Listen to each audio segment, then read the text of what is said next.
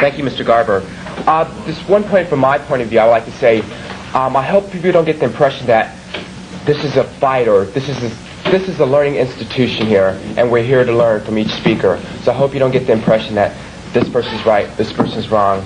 So we're just all here to learn. So that's why I just want to make the point.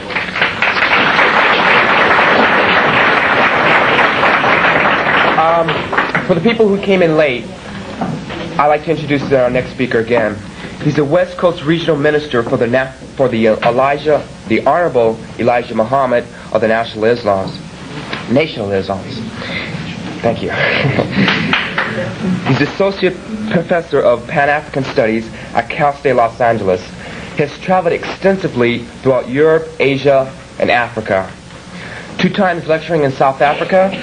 Special guest for 2 years for Uganda President Idi Amin. 2 times traveled to Israel, 4 times to Egypt, and 3 times to Mecca. Would you come welcome Dr. Rashadi?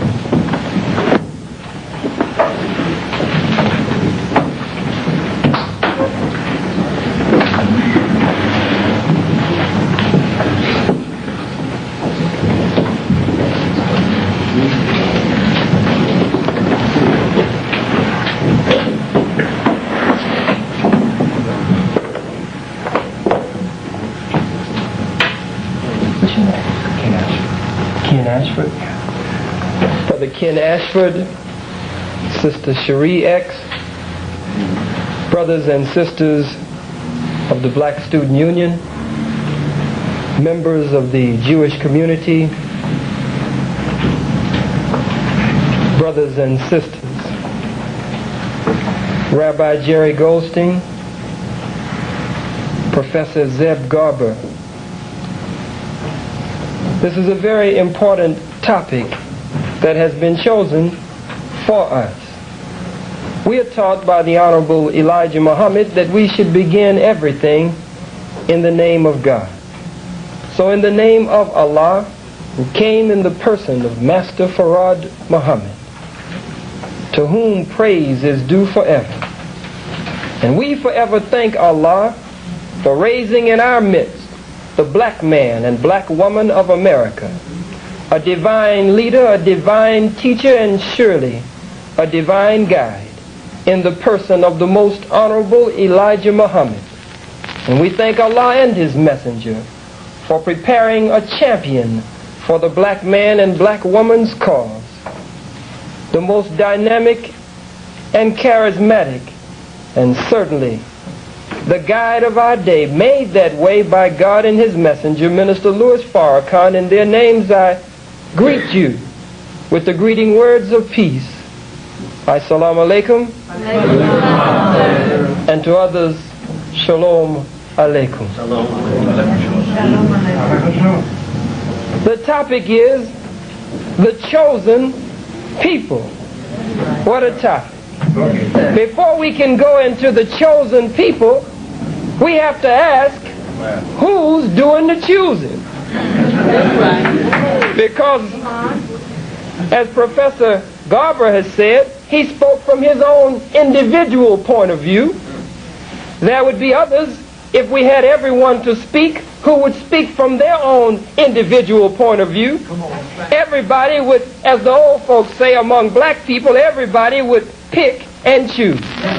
Now what we want to know is, who's doing the choosing? What are they choosing for? And we've got to look at the old scripture that says, as it was in the beginning, so shall it be in the ending. Now, what beginning? Whose beginning? The beginning of what? So it is proper proper for us to begin at the beginning. Judaism would not exist if Africa did not exist. Islam would not exist if Africa did not exist. Christianity would not exist if Africa did not exist. And the white man and white woman, himself and herself, and I certainly mean no disrespect, but you were warned that you must honor your mother and your father, that your days may be long upon the land which the Lord has.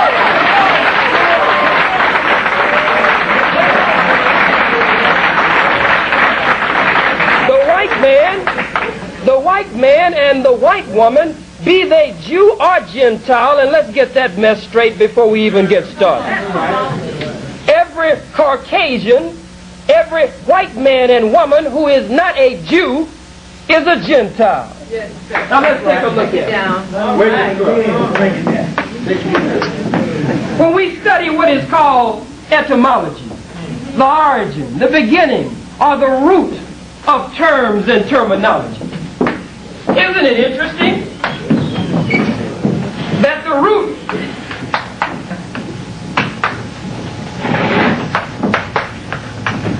the base or the root, the prefix of the term Gentile is the same as the prefix, the base or the root of the term general.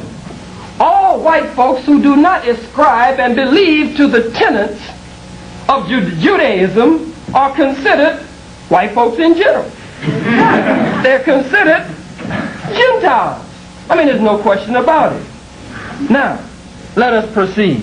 Since we've got that out of the way and got that straight, we don't have to, especially except for specific purposes during these few moments, separate the Jew from other white folks. All white folks are white folks. But for specific purposes, and to adhere to the debate topic, we will have to make a distinction because the Jews have indeed caught hell all over the world. That people that are called Jews today. Let me put that on the board. If it's not insulting to anyone, and even if it is, I have to say so-called Jew. And then I'm going to go after this thing. So-called Jew. You see, the Jew is indeed an ancient people. That's right. The Jew is indeed an original people. But the question is, are you the real Jew? Yes. The question is, those of you of light pigmentation and white pigmentation, are you that original Jew from Abraham and from Moses? That's the question. That's the question that we hope to answer today. Because when you hide behind the term Jew, you are hiding behind something that the cover has to be pulled off of today. Now, the Jew has caught hell, the so-called Jew. The white Jew has caught hell all over the planet Earth. No one can deny that. But now the question is, why has the white Jew caught hell? The Honorable Elijah Muhammad, under the searchlight of truth, shows us why the white Jew has caught hell.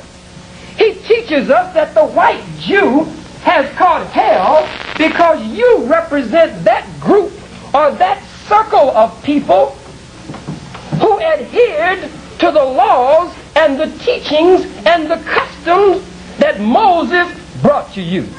That Moses actually gave you a sense of civilization. Moses actually gave to you a sense of culture. And Moses actually gave to you an edge on the rest of the Gentiles. Your adherence to what Moses taught you put you out front. And when you're out front and the spotlight is on you, you meet with the anger, the resentment, the jealousy, and the scorn of your other white sister and brother.